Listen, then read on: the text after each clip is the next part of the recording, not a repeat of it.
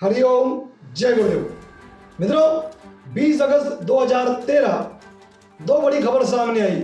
एक, पूज्य संत श्री आशाराम जी बापू पर किसी लड़की ने आरोप लगाए, और उसी दिन दूसरी खबर, महाराष्ट्र के पुणे में महाराष्ट्र अंधश्रद्धा निर्मूलन समिति के डॉक्टर नरेंद्र दाभोलकर की हत्या की गई।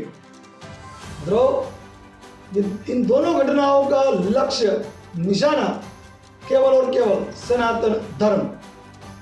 पूज्य बापू जी ने धर्मांतरण को रोकने के लिए एक महान कार्य किया है, शायद ही इतना किसी ने किया हो मित्रों।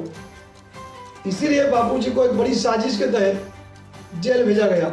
झूठे आरोप बापू जी पर लगवाकर उनको बहुत बदनाम किया गया, और महाराष्ट्र अंधश्रद्धा निर्मूलन समिति के नरेंद्र दाभोलकर, जो सनातन धर्म विरोधी माने जाते हैं, जिनकी संगठना का लक्ष्य ही सनातन धर्म रहा है, तो फिर उनकी हत्या ये सनातन धर्म को निशाना बनाने के लिए की गई हो, ये हम कैसे कह सकते हैं मित्रों? आइए जानते हैं। डॉक्टर नरेंद्र दाभोलकर, इनके संबंध नक्सलवादियों से रहे हैं, ऐसी चर्चाएं होती रही है, कई तथ्य सामने आते रहे, मीडिया में खबरें आती रही, और भी कई बातें ऐसी सामने आई है जो आपत्तिजनक हो उनकी संगठना को लेकर। कई घोटाले भी उनके सामने आए हैं।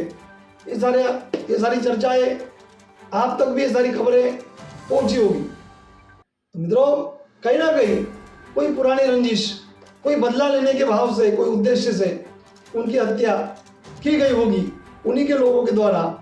और एक तीर में दो निशाने, डॉक्टर नरेंद्र दाभोलकर को खत्म करना, जिन्होंने पहले प्राध्यापक श्याम मानव के अखिल भारतीय अंधश्रद्धा निर्मूलन समिति में कार्य किया था, और बाद में उनसे जब अनबन हुई इनकी, डॉक्टर नरेंद्र दाभोलकर और श्याम मानव के बीच जब अनबन हुई, तो दाभोलकर जी ने अपनी अलग संगठना स्थापन की, महाराष्ट्र अंधश्रद्धा निर्मूलन समिति।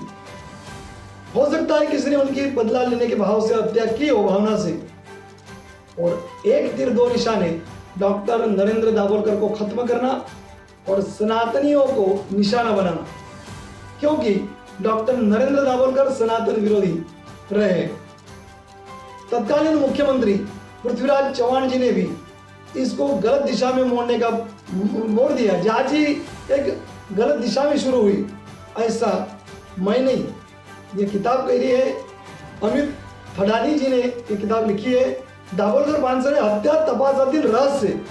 जो जांच हुई उस पूरे मामले की, उसमें जो रहस्य वो सारे इन्होंने इस किताब में दिए हैं मित्रों। तो इस तरीके से सनातनियों को फंसाने के लिए यह हत्या की गई, ऐसा हत्या की साजिश रची गई बहुत बड़ी इस हत्या की, और फिर उसको अंजाम दिया गया, हत्या को, डॉक्टर नरेंद्र दाभोलकर की।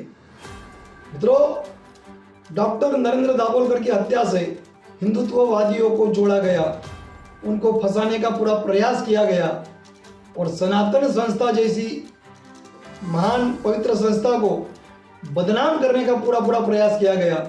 सनातन संस्था ने कहा कि निश्चित रूप से हम डॉक्टर दाभोलकर के विरोधी थे, है और रहेंगे, लेकिन वैचारिक स्तर पर, मतलब हम उनके विचारों के विरोधी हैं, उनके नहीं। हत्या जैसी एक जघन्य अपराध को हम कभी अंजाम नहीं देते, ना ही हम ये दे सकते हैं, ना ही हम करते हैं, ना ही हमारे सिद्धांत है। ये सनातन संस्था ने कहा, और वाकई मित्रों, सनातन संस्था एक ऐसी संस्था है, हिंदू जन जागृति समिति एक ऐसा संगठन है जो कभी कानून को अपने हाथ में नहीं लेता, पुरजोर विरोध करता है उस हर गलत प्रवृत्ति का, जो धर्म विरोधी हो, जो राष्ट्र विरोधी हो, किंतु कभी कानून अपने हाथ में नहीं लेती है संस्था, ये संगठन। और जो कानून हाथ में लेने वाले लोग हैं, उनका भी कभी समर्थन किसी भी तरह सनातन संस्था द्वारा किया गया हो, ये बात मेरी जानकारी में नहीं। हिंदू जन जागृति समिति ने कभी ऐसे किसी प्रवृत्ति का समर्थन किया हो, हमारी जानकारी में नहीं, और बिल्कुल नहीं है। ये संस्था का उद्देश्य ही नहीं है। मित्रों, इस तरीके से डॉक्टर दाभोलकर को खत्म करके एक तीर दो निशाने साधने का पूरा प्रयास किया गया। उसमें कई हिंदुत्ववादियों को फंसाया गया, लेकिन अब फैसला आएगा कोर्ट का। 10 मई परसों तारीख है, देखते हैं फैसला क्या आता है। और संत श्री आशाराम जी बापू, सत्य की कहानी तथ्यों की जुबानी, इस किताब में वो सारे तथ्य दिए गए हैं, किस तरीके से बापू जी को फंसाया गया, धर्मांतरण विरोधी और सनातन धर्म के रक्षक ऐसे बापू जी को कितनी बड़ी साजिश करके जेल में रखा गया है पिछले 11.5 साल से। वो भी फैसला जोधपुर में अभी अपील है, जोधपुर हाईकोर्ट में केस चल रहा है और 14 मई अभी तारीख और अंतिम सुनवाई अभी शुरू होगी कोर्ट में।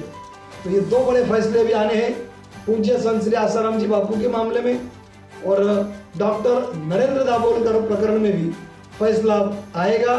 किंतु सवाल एक ही है, और वो सवाल ये है कि जब न्यायालय सत्य के पक्ष में फैसला सुनाएगा, न्यायालय से जब फैसला आएगा, जीत होगी सत्य की, तो क्या मीडिया इसको दिखाएगा, जन जन तक पहुंचाएगा? मित्रों, उस समय तो खूब बदनाम किया सनातन संस्था को, पूज्य संत श्री आसाराम जी बापू को, लेकिन हमें पूरी उम्मीद है न्यायालय से कि फैसला अब जब सत्य के पक्ष में आएगा। हमारा सवाल मीडिया से, क्या आप ये दिखाओगे? शंकराचार्य जयेंद्र सरस्वती, दिवाली की रात को उनको जेल में डाला गया हत्या के आरोप में।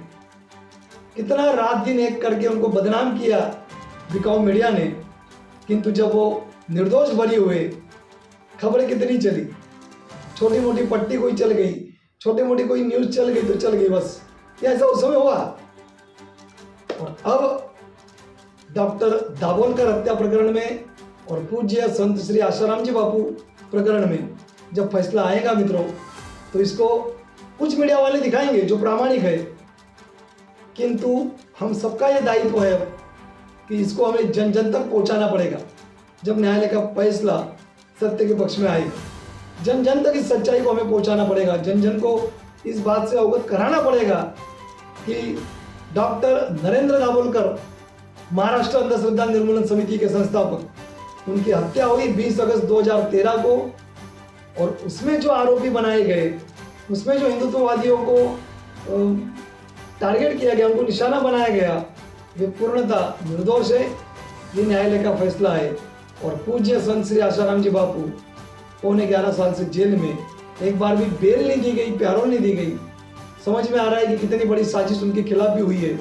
तो फैसला आते ही वो भी हमारा कर्तव्य कि हमें जन जन तक इस बात को पहुंचाना पड़ेगा। आइए प्रतीक्षा करते हैं।